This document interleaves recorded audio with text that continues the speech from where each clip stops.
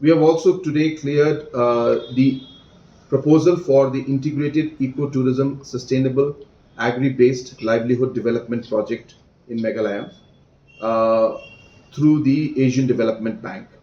This is an externally aided project. This project was initially a $145 million project, but we have now scaled it down based on Government of India's proposal to put a ceiling on different externally aided projects which can be availed by the states.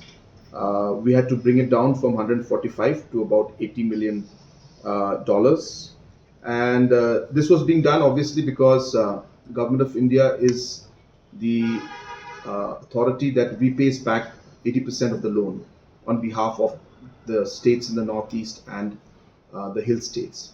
And therefore, Government of India felt that the states were taking the money, but they would have to repay it back, and hence they decided to put a ceiling. Meghalaya has taken 12,000 crores, so out of that, almost close to 9,000 crores will be repaid back by Government of India. And so, keeping that in mind, we had to scale it down.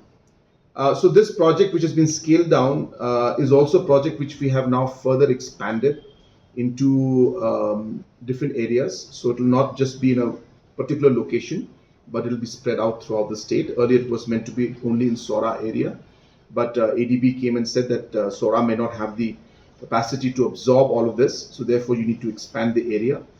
As well as they suggested that apart from tourism alone, other aspects of ecotourism and also for agriculture could also be included in this particular EAP.